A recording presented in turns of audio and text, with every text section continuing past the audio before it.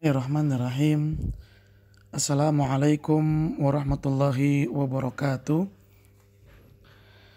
Alhamdulillah hamdan katsiran thayyiban mubarakan fi kama yuhibbu rabbuna wa yarda. Wassalatu wassalamu ala man la nabiyya ba'da amma ba'd. Alhamdulillah, kita bersyukur kepada Allah Subhanahu wa taala pada kesempatan yang kita berharap semoga Allah melimpahkan keberkahan di dalamnya. Kita dapat melanjutkan kembali pembelajaran kita dalam materi fikih. Mudah-mudahan apa yang akan kita pelajari mendatangkan manfaat, berkah, serta kebaikan. Dan semoga Allah Subhanahu wa ta'ala memberikan kepada kita kemudahan dalam memahami setiap pelajaran yang kita lakukan. Dan semoga Allah Subhanahu wa ta'ala memberikan kepada kita tambahan ilmu yang menjadikan kita semakin saleh, semakin bertakwa kepada Allah Subhanahu wa ta'ala. Salawat dan salam semoga senantiasa tercurahkan kepada junjungan kita Nabi yang mulia Nabi Muhammad Sallallahu Alaihi Wasallam, juga kepada keluarganya, kepada para sahabatnya, dan kepada orang-orang yang senantiasa mengikuti jejak sunnah beliau hingga hari kiamat. Allahumma la sahla illa ma ja'altahu sahla wa anta tajalul hazana idza syi'ta sahla rabbi shrah li sadri wa yassir li amri wahlul 'uqdatam min lisani yafqahu qawli rabbana zidna ilman warzuqna fahman. Ahibati fillah, para siswa SMA Plus Liwaul Furqan, insyaallah pada kesempatan kali ini kita akan masuk ke dalam kitab yang baru. Ya, kitab kita di dalam pelajaran fikih yang baru, yang selanjutnya. Karena sebelumnya kita telah membahas kitab Thaharah sampai pada pembahasan 3 keadaan wanita yang mengalami istihadhah. Dan itu adalah pembahasan yang terakhir dari kitab Thaharah. Nah, selanjutnya adalah kitab salat. Kitab shalah. Taib, kita akan masuk ke kitab fikih muyassar. Taib, silakan disimak baik-baik, diperhatikan dan dicatat yang penting. Thanian, yang kedua, kitab sholati, kitab salat. Wa yashtamilu ala khamsata asyara baban. Kitab salat ini mencakup 15 bab. Yashtamilu, mencakup 15 bab. Berarti kita akan melewati 15 bab dalam kitab salat. Al-babul awal, bab yang pertama, fi ta'rifis salah, pengertian salat, wa fadliha, keutamaannya, wa wujubis salawatil khams, dan kewajiban salat 5 waktu. Nah, ini sangat penting sekali untuk kita simak dan kita perhatikan, karena salat merupakan tiang agama dalam Islam. Orang yang memperhatikannya maka akan selamat serta akan baik semua amal ibadahnya, sedangkan orang yang melalaikannya akan Allah Subhanahu wa taala akan ancam dengan api neraka waliyadzubillah, sebagaimana Allah Subhanahu wa taala berfirman, fawailul lil musallin, celaka bagi orang-orang yang salat. Siapa itu? Itu orang-orang yang melalaikan salatnya. Tayyib, kita baca ta'rifuha, pengertiannya. As-salatu lughatan, salat secara bahasa, ad-du'a, adalah doa. Secara bahasa, salat artinya doa. Sebagaimana ya yang diucapkan dalam salawat kepada Nabi. Ya. Salawat kepada Nabi artinya doa-doa kebaikan untuk Nabi Muhammad Sallallahu Alaihi Wasallam. Bukan kita melaksanakan salat untuk Nabi Muhammad Sallallahu Alaihi Wasallam, bukan. Tapi artinya adalah doa kebaikan. Kemudian secara istilah wa syar'an, sedangkan secara istilah syar'i, ibadatun dzatu aqwalin wa af'alin. Ibadah dzatu aqwalin, yang mencakup perkataan, wa af'alin, dan perbuatan. Maksusah, yang khusus, perkataan dan perbuatan yang khusus. Jadi gak sembarangan, gak asal-asalan. perkataan dan perbuatan yang khusus.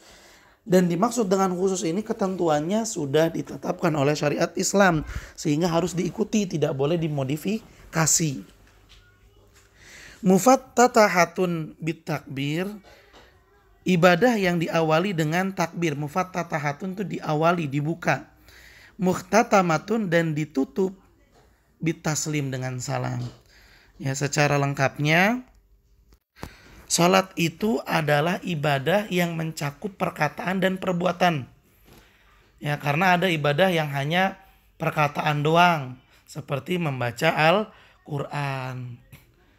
Ibadah yang hanya perbuatan saja. Ya, misalnya apa? Bersedekah. Tapi sholat itu mencakup dua-duanya. Perkataan ada, karena dalam sholat ada zikir, dan juga ada pelaksanaan, ada perbuatan seperti ruku, sujud, seperti itu. Mufattatahatun, dan sholat ini diawali dengan takbir. Wa muhtatamatun, dan ditutup dengan taslim, dengan salam. Tayyib, kita kembali lagi ke kitab Fiqh Muyassar. Wa ya'ti tafsiluha fil abwabit taliyah, dan penjelasan secara rincinya akan datang fil abwabit taliyah pada bab-bab yang selanjutnya insyaallah. Tsani, yang kedua, fadluha, keutamaan salat. Keutamaan itu untungnya, manfaatnya, kebaikan yang bisa didapat dari salat apa? Afwan, maksudnya keutamaan di sini bukan itu, bukan manfaat, tapi keistimewaan. Sekali lagi maaf, tapi keistimewaan. As-salatu min akadi arkanil Islam. Salat itu adalah salah satu rukun Islam yang akad, paling ditekankan. Salat adalah rukun Islam yang paling ditekankan ba'da syahadatain, setelah dua kalimat syahadat. Bal hiya amudul Islam, bahkan salat itu adalah tiangnya Islam. Tiang, bayangkan Nabi SAW menggambarkan bahwa salat itu ibarat tiang untuk suatu bangunan. Kalau kita pergi kemanapun, kita nggak akan pernah mendapatkan ada bangunan yang bisa berdiri tanpa tiang. Ini menunjukkan tidak akan ada agama dalam diri seseorang jika tidak melaksanakan dan menjaga salat, karena nggak punya tiang. Wa qad faradhahallahu ala nabi Muhammad, dan sungguh Allah Subhanahu wa taala telah mewajibkan salat kepada nabinya yaitu Muhammad sallallahu alaihi wasallam Lailatul Mi'raj, di malam Mi'raj. Apa itu Mi'raj? Di malam Nabi SAW naik ke atas langit sampai ke langit yang ketujuh atau Sidratul Muntaha. Fauqa sab'i samawat, di atas langit yang ketujuh. Wa dzalika dalilu ala ahammiyatiha fi hayatil muslim. Dan hal ini menunjukkan betapa pentingnya salat dalam kehidupan seorang muslim. Dari mana kita bisa melihat pentingnya salat? Kewajiban salat itu loh. Kewajiban salat itu Allah berikan kepada Nabi Muhammad langsung tanpa perantara, dan Allah berikan di atas langit yang ketujuh. Ini menunjukkan kemuliaan dan pentingnya salat. Allah Subhanahu wa taala mewajibkannya langsung di atas langit yang ketujuh. Wa qad kana sallallahu alaihi wasallam idza hazabahu amrun, apabila dan dahulu Nabi sallallahu alaihi wasallam, sungguh Nabi sallallahu alaihi wasallam dulu apabila beliau dihadapi amrun, suatu permasalahan, faza ila salat, beliau bersegera langsung salat. Artinya apa? Salat itu bisa menjadi sarana bagi seseorang agar memiliki jalan keluar dari setiap permasalahan. Lihat Nabi SAW, manusia mulia yang perkataannya saja wahyu, tapi beliau tetap manusia, di mana ketika beliau dihadapi masalah, terkadang beliau sulit untuk mendapatkan jawabannya. Maka Nabi SAW pun segera melaksanakan sholat. Untuk apa? Agar Allah memberikan jalan keluar. Sungguh Nabi SAW telah memberikan contoh untuk kita. Maka ja'a fi fadliha, dan sungguh telah ada keterangan tentang keutamaan salat, wal hathu 'alaiha, dan anjuran, ajakan untuk melaksanakannya, ahadits katsiratin, pada hadis-hadis. Telah banyak sekali keterangan dalam hadis yang menunjukkan tentang keutamaan, keistimewaan, dan anjuran untuk melaksanakan salat. Minha, diantaranya adalah qauluhu sallallahu alaihi wasallam, sabda Nabi sallallahu alaihi wasallam, as-salawatul khamsu, salat yang 5 waktu, wal jum'atu ilal jum'ati, dan salat Jumat ke Jumat yang berikutnya, wa Ramadan ila Ramadan, dan bulan Ramadan ke bulan Ramadan yang berikutnya, mukaffiratun lima bainahunna, adalah penebus, penghapus untuk segala dosa antara keduanya, majtunibatil kabairu, selama dosa besar dihindarkan. Nabi SAW menyatakan dalam hadis yang mulia ini keutamaan salat yang luar biasa. Kata Nabi SAW, salat 5 waktu antara satu salat dengan yang lainnya, misalnya subuh ke zuhur, zuhur ke asar, asar ke maghrib, maghrib ke isya, isya ke subuh, itu masing-masingnya menghapuskan dosa-dosa yang terjadi di antaranya. Ketika seseorang sholat zuhur, kemudian antara zuhur dan asar dia melakukan dosa, maka ketika dia melaksanakan sholat asar, nah sholat asar itu akan menghapus dosa-dosa yang dia lakukan antara sholat zuhur dan sholat asar. Makanya Nabi SAW dalam hadis yang lainnya mengatakan sholat 5 waktu itu seperti orang yang mandi sehari 5 kali. Lalu Nabi SAW bertanya, kira-kira kalau orang mandi sehari 5 kali, ada gak kotoran atau noda yang tertinggal di tubuhnya? Jawabannya tidak ada. Inilah perumpamaan bagi orang yang sholat 5 waktu. Tidak tersisa pada dirinya dosa. Dan manusia ini tempat berbuat salah. Tidak pernah yang namanya manusia itu luput dari kesalahan. Tapi Allah yang Maha Pengampun menjadikan sholat 5 waktu sebagai penghapus dari kesalahan-kesalahan tersebut. Namun Nabi SAW menyatakan syarat di akhir hadis tersebut. Kata Nabi, selama dosa besar tidak dilakukan. Nah, di antara dosa besar yang paling besar ya sholat. Maaf, maksudnya meninggalkan sholat. Kalau misalnya ada orang sholat zuhur, sholat asar dia tinggalin. Kemudian sholat maghrib dia sholat maghrib. Apakah dosa-dosa yang dia lakukan antara sholat zuhur sampai sholat maghrib dihapus? Nggak bakalan Allah hapus. Kenapa? Karena dia melakukan dosa besar. Apa itu? Meninggalkan sholat asar. Keutamaan berupa ampunan dosa dari segala kesalahan yang dilakukan itu akan didapat oleh seseorang jika dia menjauhkan dirinya dari perbuatan dosa besar. Bahkan dalam hadis ini Nabi tidak hanya menyebutkan sholat 5 waktu saja, tapi juga sholat Jumat ke Jumat yang berikutnya itu akan menghapuskan dosa selama 1 pekan. Berarti dalam hadis ini ada 3 ampunan dosa yang Allah berikan. Yang pertama, ampunan dosa yang berlaku setiap hari, setiap jam. Yaitu ampunan dosa didapat karena melaksanakan sholat 5 waktu. Setiap kali sholat 5 waktu, maka dosa-dosa sebelumnya akan dihapuskan.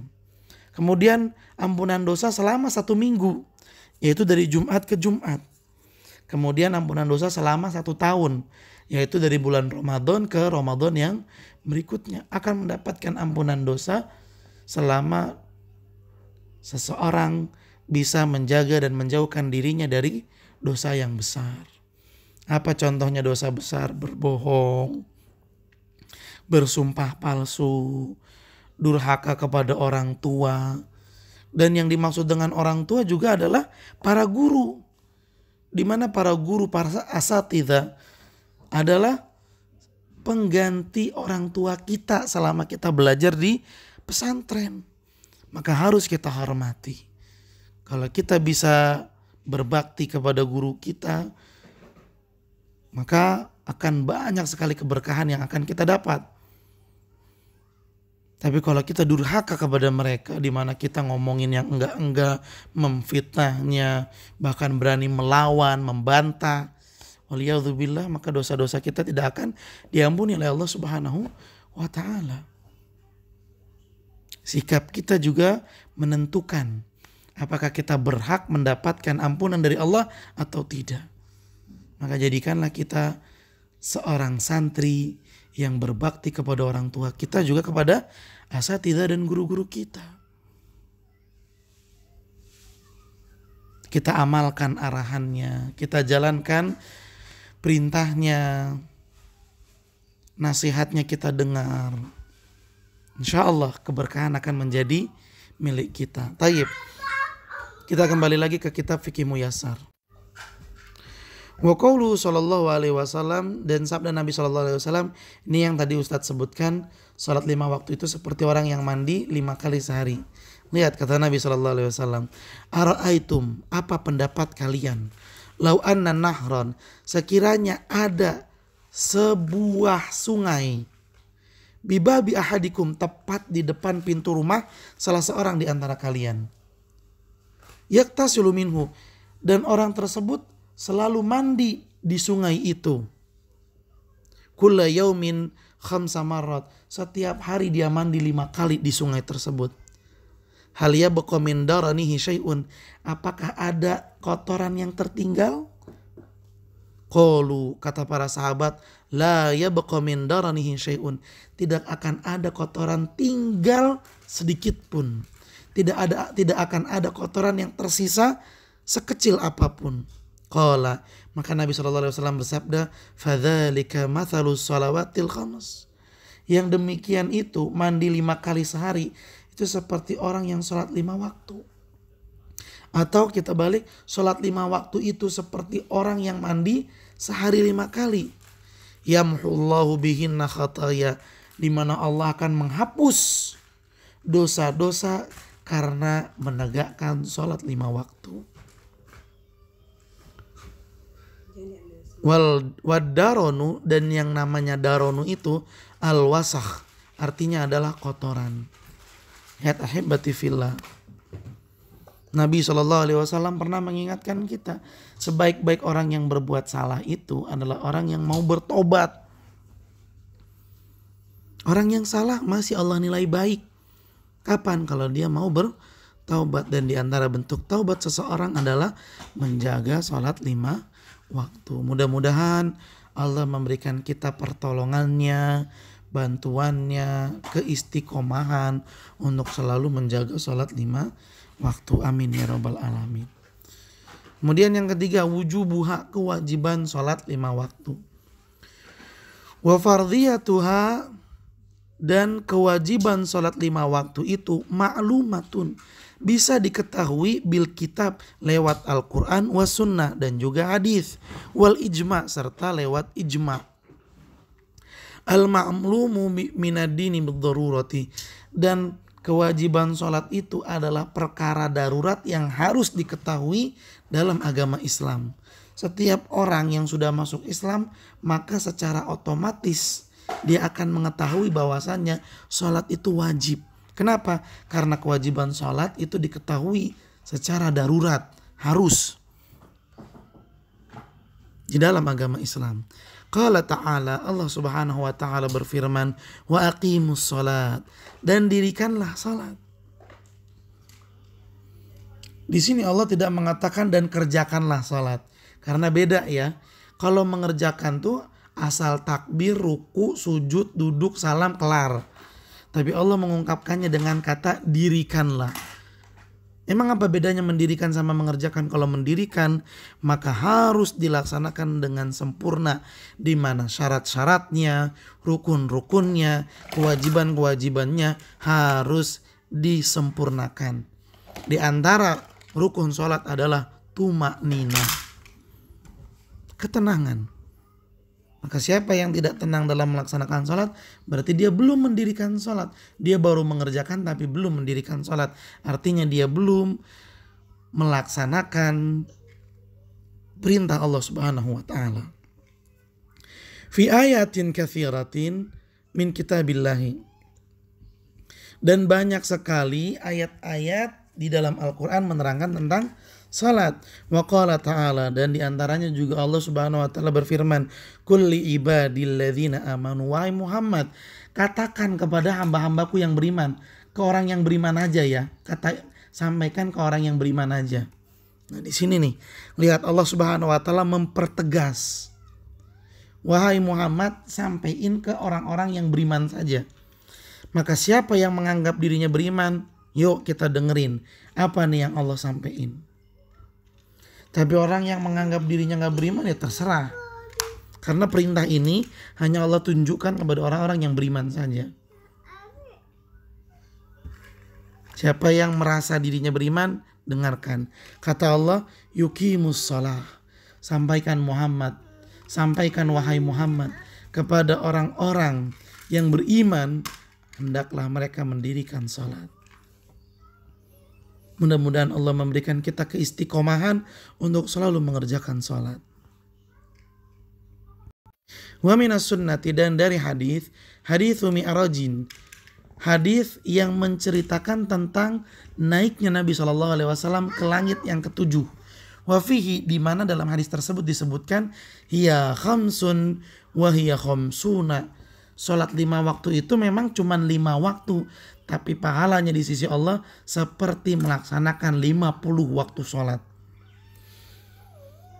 Sebagaimana kita telah mengetahui secara bersama, awalnya salat itu Allah wajibkan sebanyak 50 kali. Bayangin, awalnya Allah mewajibkan kita untuk sholat sehari dan semalam 50 kali. Bayangkan kayak apa itu kalau misalnya jadi 50 kali. Kita gak bisa aktivitas sama sekali. Istirahat pun bakalan berat. Kita punya 24 jam dan diisi dengan 50 sholat. Sulit. Akan sulit rasanya. Yang 5 waktu saja banyak yang meninggalkannya, apalagi 50 waktu. Maka Nabi SAW dengan rasa kepedulian dan perhatiannya kepada umatnya, beliau minta kepada Allah agar diberikan keringanan. Maka Allah yang maha pengasih pun memberikan keringanan, di mana sholat yang awalnya Allah wajibkan 50 kali, Allah ganti menjadi 5 kali saja dalam sehari semalam. Tapi kata Allah, nilainya sama seperti melaksanakan sholat 50 kali sehari semalam. Wa fi sahihain, dan di dalam hadis yang diriwayatkan oleh Imam Bukhari dan Imam Muslim, qauluhu sallallahu alaihi wasallam, disebutkan Nabi sallallahu alaihi wasallam bersabda, liman sa'alahu, kepada orang yang bertanya kepada Nabi, an syara'il Islam, tentang syariat-syariat Islam. Kata Nabi, khamsu salawatin fil yaumi wal laila, di antara syariat Islam adalah mendirikan salat 5 waktu sehari dan semalam. Qala sa'il, si penanya pun bertanya lagi, hal alayya ghairuhunna, apakah ada kewajiban salat selain yang 5 waktu ini? Qala, kata Nabi SAW, la, enggak ada. Salat yang wajib itu ya cuma 5 waktu ini saja. Illa anta tatawwa, yang ada hanyalah salat sunnah. Kalau kamu mau nambahin sholat selain 5 waktu ada, tapi namanya sholat sunnah. Jadi sholat yang wajib itu hanya subuh, zuhur, asar, maghrib, dan isya. Selainnya tidak ada yang wajib. Sholat selain 5 waktu ini hukumnya sunnah. Bagaimana dengan sholat Jumat, Ustaz?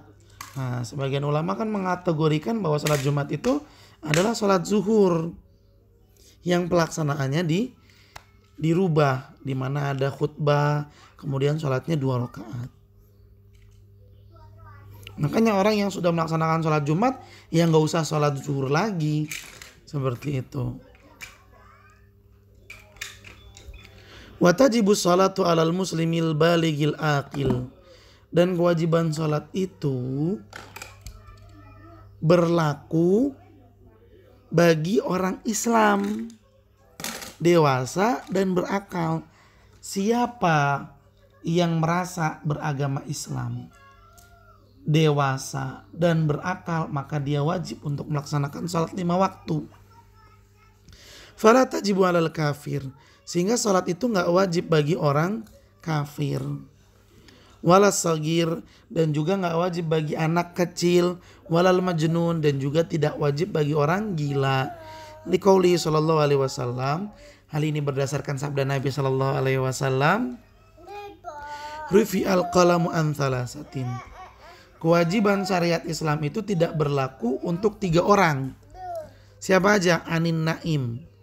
Yang pertama orang yang tidur hatta yastaikidh, sampai dia bangun. Wa anil majnun, dan gak berlaku juga bagi orang yang gila hatta yufiqa, sampai dia sadar, waras, gak gila lagi. Wa anis sagir, dan dari anak kecil hatta yablughu, sampai dia dewasa. Walakin yu'maru biha, akan tetapi anak kecil itu diajarkan untuk sholat. Walakin yu'maru bihal aulad, anak-anak diajarin untuk sholat. Litamami sab'i sinin, ketika sudah menginjak usia 7 tahun. Wa yadribuna ala tarkiha li ashar, dan anak yang sudah menginjak usia 10 tahun dipukul. Tapi mukulnya mukul untuk mendidik, bukan untuk ngegebugin, bukan. Dipukul dengan pukulan yang mendidik. Ketika apa? Ketika anak yang usianya 10 tahun meninggalkan sholat. Faman jahadaha, barang siapa mengingkari kewajiban sholat, au tarakaha, atau meninggalkannya, faqad kafara, maka sungguh dia telah kafir. Waliyadzubillah. Makanya ahibati fillah, para siswa SMA Plus Riwal Furqan, kalau kita dihukum oleh pesantren gara-gara meninggalkan sholat, bersyukur. Artinya pesantren betul-betul memperhatikan kita agar terus menjaga sholat. Karena sholat ini adalah tiangnya agama. Siapa yang tidak menegakkannya berarti gak punya agama di dalam dirinya. Waliyadzubillah. Dan lihat Nabi SAW mengajarkan kepada orang tua untuk memukul anaknya yang berusia 10 tahun kalau ninggalin sholat. Lah kita usianya udah berapa? Berapa usia kita? Kalau kita sampai dipukul gara-gara ninggalin sholat, wajar apa enggak? Ya wajar. Nabi SAW saja mengajarkan untuk memukul anak yang meninggalkan sholat ketika dia usianya 10 tahun. Masih kelas 3 atau kelas 2 SD sekarang. Nah kita udah kelas SMA. Maka wajar dan bersyukur kalau kita malah dipukul. Berarti kita diingetin. Alhamdulillah. Namun ya ingat, memang mukulnya itu bukan memukul seperti orang yang mukulin maling. Tidak. Tapi mukulnya itu adalah mukul yang mendidik. Ya. Mukul yang membuat seseorang tidak akan mengulangi lagi perbuatannya. Tapi insya Allah dalam pesantren kita gak ada yang namanya memukul, insya Allah. Tapi kalau misalnya sampai ada yang seperti itu, ingatlah ya ikhwan, sejatinya hal tersebut terjadi bukan karena murka, benci atau marah sama antum, tidak. Tapi semata-mata ingin menjadikan antum lebih baik, menjadi orang-orang yang dicintai dan diridhoi oleh Allah Subhanahu wa ta'ala. Ini ada gambaran bagus nih. Pohon-pohon korma ya, di Arab Saudi itu ketika ditanam bijinya, di atasnya langsung ditaruh batu. Mungkin kalian udah pernah dengar. Kenapa ditaruh di atas batu, di atasnya batu? Karena ketika tuh pohon mulai tumbuh tunasnya, ketika mau keluar dari tanah, gak bisa karena kejedot sama batu yang ditaruh. Akhirnya apa? Dia gak bisa naik ke atas, maka dia kokohkan akarnya ke bawah. Dia kencengin akarnya ke bawah. Ketika akarnya mulai kuat, batu yang ada di atasnya pun bisa dia dobrak. Maka ketika tumbuh itu pohon korma, mau hujan gede, mau badai, mau anginnya kencang, kagak bakalan tumbang tuh pohon. Nah ini dia. yang harus kita ingat. Ketika kita dididik dengan keras, bukan berarti kita itu dizolimi, bukan. Bukan berarti kita tuh ditindas, bukan. Tapi kita ingin dididik menjadi orang yang tangguh. Orang yang betul-betul disiplin, bertanggung jawab terhadap perintah agamanya. Sehingga apa? Ketika di rumah gak ada musyrif, gak ada asatidzah, orang tua juga mungkin lagi kerja, ada panggilan azan, langsung tergerak hati kita untuk melaksanakan sholat. Padahal gak ada yang ngingetin. Itu namanya kebaikan yang luar biasa. Ketika diri kita terdorong untuk melaksanakan salat, maka bersyukur. Baik. Kemudian wartadda an dinil Islam, dan orang yang mengingkari kewajiban salat atau meninggalkan kewajiban salat, irtadda, maka dia dihukumi murtad an dinil Islam, keluar dari agama Islam. Liqaulihi sallallahu alaihi wasallam, hal ini berdasarkan dengan sabda Nabi sallallahu alaihi wasallam, al-ahdu, ikatan, batasan, alladzi bainana, yang memisahkan kita, wa bainahum, dengan mereka orang-orang kafir, as-salat, adalah salat. Salat itu seperti garis. Siapa yang melaksanakannya berarti dia masuk ke dalam golongan orang-orang beriman.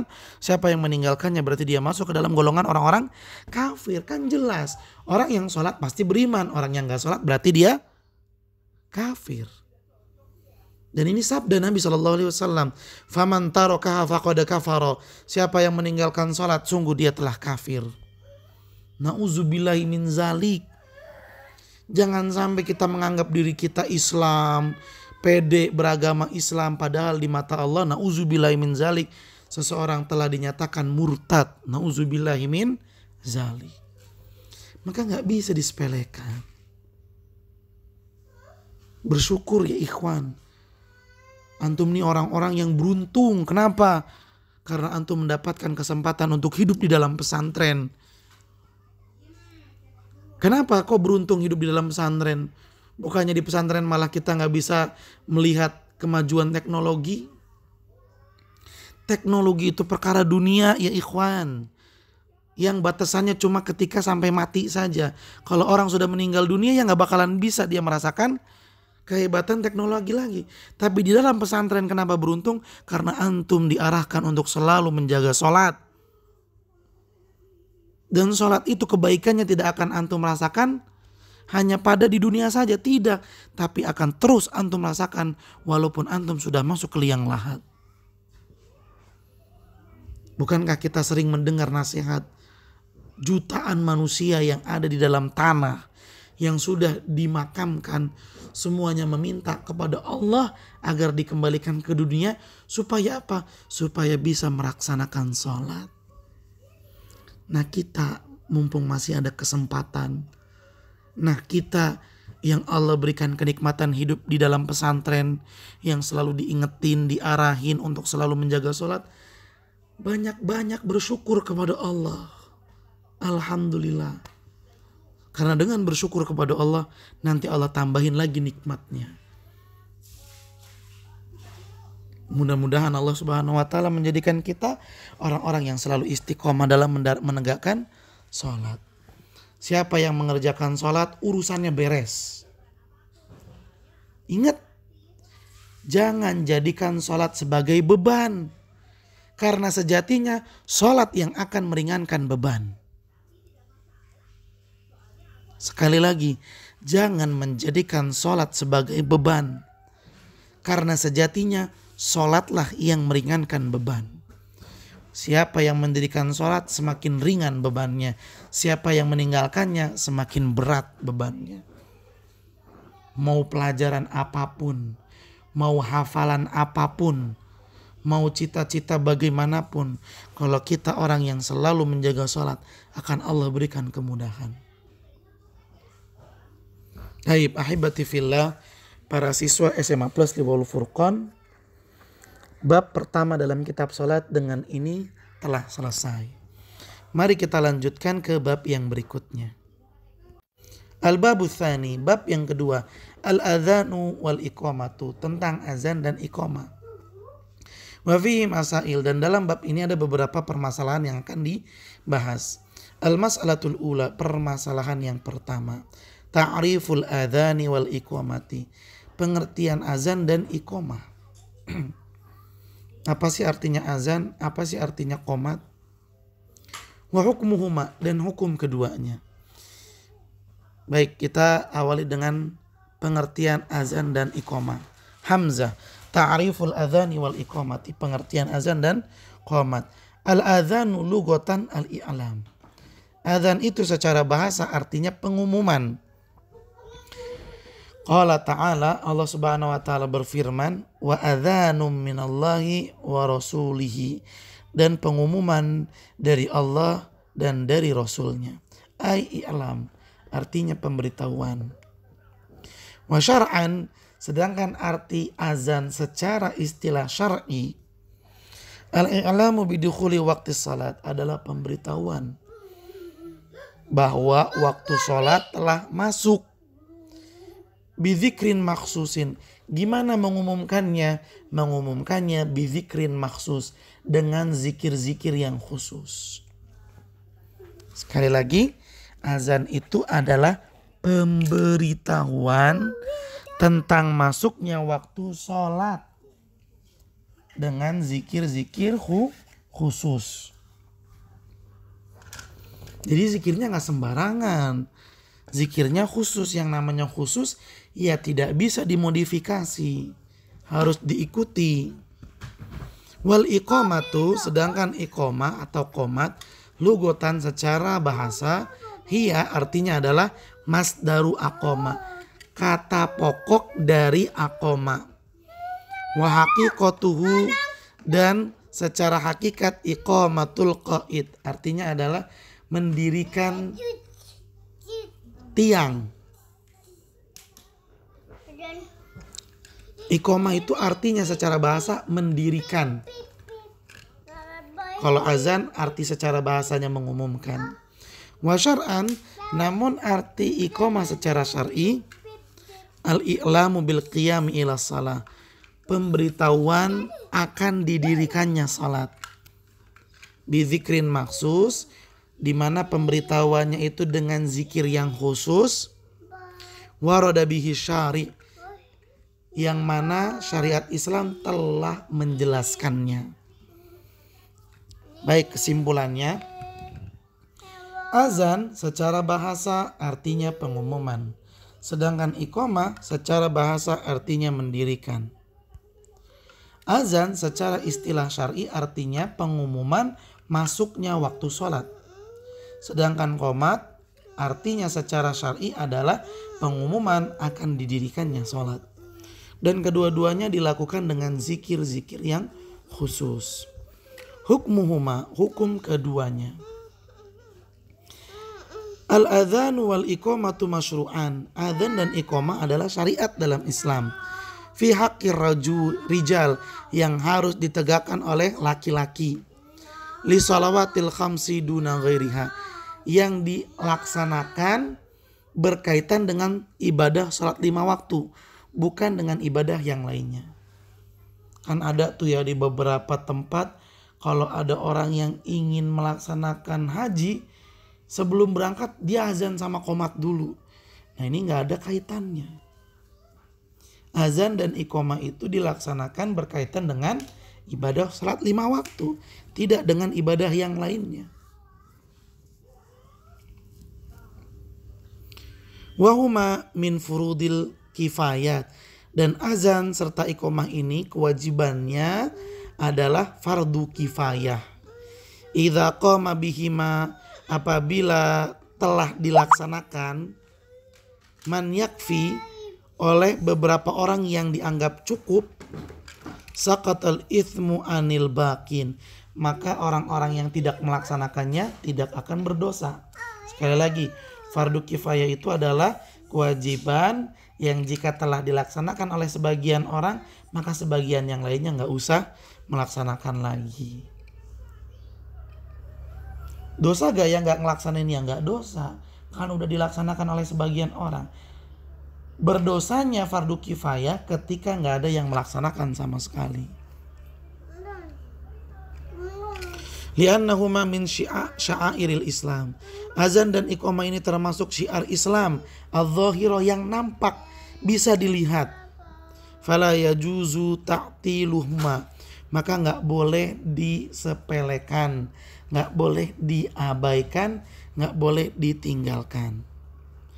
Kemudian yang terakhir, al-mas'alatu tsaniyatu, pembahasan yang kedua, syurutu sihhatihima, syarat sah azan dan iqamah. Berarti ini harus dipenuhi nih. Kalau enggak, azan dan iqamahnya dianggap enggak sah. Yang pertama, al-Islam, beragama Islam. Fala yasihani minal kafir, sehingga azan dan qomat itu enggak sah kalau dikumandangkan oleh orang kafir. Udah azan ini enggak usah diazanin lagi, kan udah azan. Siapa yang azan? Itu pendeta misalnya.